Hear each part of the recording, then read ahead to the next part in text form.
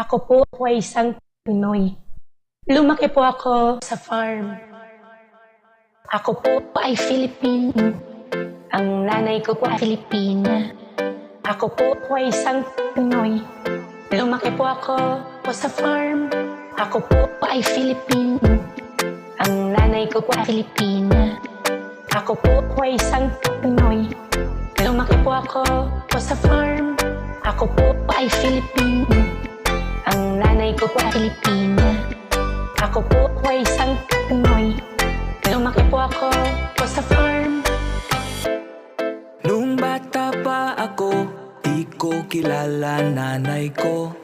Nilagay ako sa farm kasi andun aking lucky charm.